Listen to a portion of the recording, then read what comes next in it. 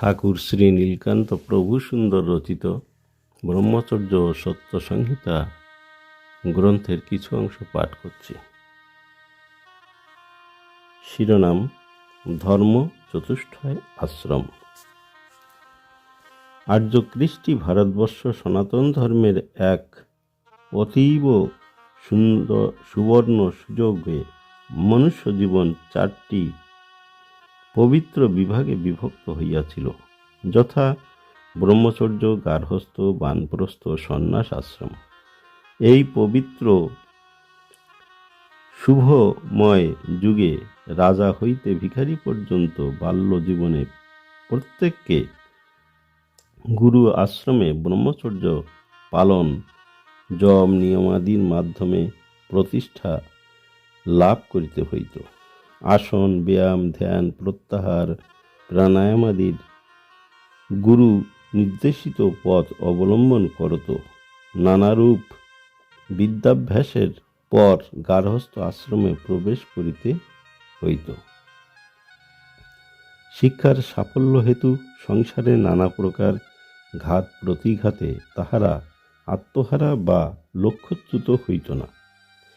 এই প্রকারে অনাসক্তভাবে পবিত্র দায়িত্ব পরিপূর্ণ কার্যাবলী সুসম্পন্ন করিয়া উপযুক্ত পাত্রে সংসারের ভার অর্পণ করত, প্রয়াণ করিত। কেহ কেহ গুরুবাক্য অনুযায়ী ব্রহ্মচর্য পালনের মাধ্যমে ভগবত ভক্তি একান্ত লাভ হওয়ার কামনা বাসনা অন্তর হইতে বিলুপ্ত করিয়া গুরু সেবা চর্যায় আত্মনিয়োগ করিয়া আর গার্হস্থ জীবনে ফিরিত না। ইহাদের চিরকুমার বা আবাল্য ব্রহ্মচারী বলা হইত। যাহারা গার্হস্থ জীবনে ফিরিয়া বিবাহ বন্ধনে আবদ্ধ হইত, জীবিকা রক্ষা হেতু তাহারা পবিত্র কার্যাদি প্রত্যহ সম্পন্ন করিত। যে অবশিষ্ট সময়টুকু থাকিত, সে সময়টুকু সৎ শাস্ত্র পাঠ ও সৎ সঙ্গের মাধ্যমে কাটাইতেন। সৎ চিন্তার দ্বারা সৎ পুত্রাদি জন্ম দিয়াও ভগবত ভক্তি অটুট রাখিত। এইরূপ ব্যক্তিদের কুরবান বা আনন্দ ব্রহ্মচারী বলা হইত। এইরূপ অবস্থার পর কেহ কেহ সংসার বিরত হইয়া বানপ্রস্থে, বনে বা তীর্থে ভ্রমণ করিত। ক্রমে ক্রমে চিত্ত শুদ্ধ ও নির্মল হইত। তখন তাহারা সন্ন্যাস আশ্রমে আশ্রয় গ্রহণ করিয়া সর্বচিন্তা পরিত্যাগ করত। একমাত্র চিন্তামণির চিন্তায় নাম করিতে করিতে অন্তিমে পরম পদে চির বিশ্রাম লাভ করিতেন।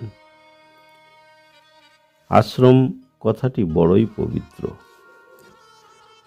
আর্য ঋষিগণ মানব জীবনের সহিত আশ্রমের ন্যায় আশ্রমের নাম সংযোগে কি পবিত্র ভাব মিশাইয়া দিয়াছিলেন। গার্হস্থ জীবন কি পবিত্র, কি সুন্দর ছিল। বর্তমান কালের পরিবর্তনে গার্হস্থ আশ্রমে প্রেত পিশাচের তাণ্ডব নৃত্য, স্বার্থময় কোলাহল, ভাই ভাই ঠাই ঠাই, পরস্পরকে বিধ্বস্ত করিতে উদ্যত। আসরিক ভাব ব্যতিরেকে পবিত্র ভাব বড়ই বিরল। ইহার মূল কারণ ব্রহ্মচর্য, প্রাথমিক শিক্ষার অভাব।